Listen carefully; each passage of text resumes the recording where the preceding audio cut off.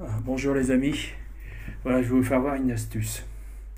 Alors ce matin j'ai remplacé une pièce qui était faite voyez les anciens montages, hein, vous comprenez. Bon, la pièce que j'ai remplacée c'était ça, elle filait de partout. Donc j'ai refait la pièce, je l'ai cintrée et tout. Ça c'est ma pièce que j'ai faite. Je vais vous faire voir l'autre pièce de l'autre côté qui a été. Bon, mon problème et la solution que je vais vous donner, c'est que il a fallu que je soude à l'étain ici. Hein. Voilà, c'est quelques gouttes d'étain, je l'ai laissé. Elle pas voulu. Elle était bonne. Souder à l'étain, c'est plus délicat que la brisure est plus simple. Mais l'avantage de l'étain, c'est que vous avez une petite flamme, vous noircissez pas le mur. La brisure, à chaque fois que vous terminez, vous cravez la peinture. La brisure est beaucoup plus solide que l'étain. Bon, ça dépend ce qu'on veut faire. Là, pour ce local, l'étain est parfait, il n'y a pas de problème. Et donc, le problème, c'est que pour que je soude à l'étain, vu que j'ai démonté l'ancienne pièce, je l'ai mis à la poubelle après l'avoir coupée à la bonne longueur, et j'ai placé cette pièce-là, c'est que ça coulait tout le temps. C'est-à-dire que j'ai pas vidangé le ballon. Parce que ça, c'est la sortie eau chaude. Donc vous pouvez démonter tout en coupant l'eau aussi bien sûr.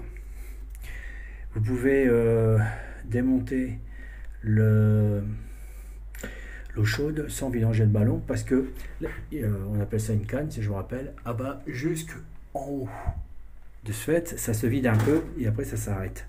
Mais le problème, c'est que l'eau, j'avais le tube qui est dans le tube plongeur en quelque sorte, qui est comme ça, et l'eau elle est juste à ras. Mais vu que c'est de l'eau chaude, ça gonfle tout sans arrêt, alors ça envoie des petites gouttes sans arrêt. Et si ça envoie des gouttes, et ça va couler dans votre nouveau tuyau et ça va arriver ici. Et pour souder, c'est surtout l'étain, c'est pas bon du tout. Voilà. Il faut pas que ça se refroidisse sans arrêt. Vous loupez la soudure, c'est sûr. Faut pas d'eau. Donc, l'astuce, je vais vous le donner. Comment j'ai fait pour que je puisse souder. Parce que le problème, c'est qu'il a fallu que je visse un peu, mais pas serré à fond, mais un peu pour mettre le tuyau en face avant de souder à l'étain. Vous voyez, le placer. Et après, j'aurais mis les joints, le joint, puis serré. Bon. J'ai pas mis les joints tout de suite pour aérer le tube au cas que s'il y a des petites montées de pression quand je soude, soit de l'eau restant, une petite montée de vapeur et qui pourrait souffler l'étain et me faire des micro trous que ça fuirait plus tard.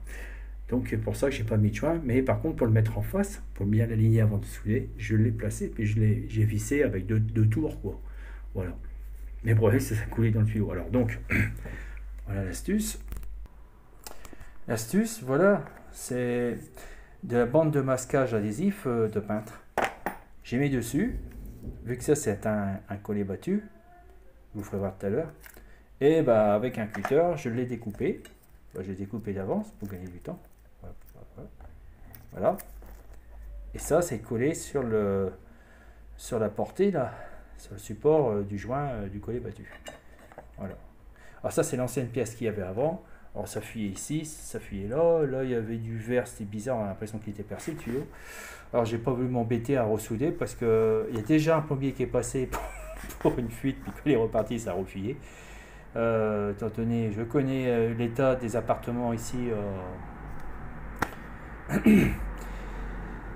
dans le nord, il y a beaucoup de bricoleurs qui sont passés derrière depuis des dizaines d'années. Bon, fermons la parenthèse. Et là, j'ai mis une pièce de 2 euros. Alors ça, c'est le 15-21. Pour, voilà, comme ça. Et j'ai serré, j'ai fait deux tours, 2-3 tours. Mais pas, j'ai laissé l'eau couler du chauffe-eau. Et en bas, j'ai mis un seau. Comme ça, ma pièce a été placée. Et après, j'ai pu souder. Ensuite, c'est simple. Une fois que c'est soudé, hop, on fait ça. On enlève la pièce. Et avec la lame, on passe entre deux et il suffit d'enlever voilà, vous l'enfilez dedans et tac, on va aller plus vite parce qu'on n'a pas le temps. Voilà, donc ça c'est collé, c'est bien collé d'ailleurs. C'est super collé. c'est génial. Ah, c'est bien collé. Oh, c'est une bonne nouvelle pour les samedirs.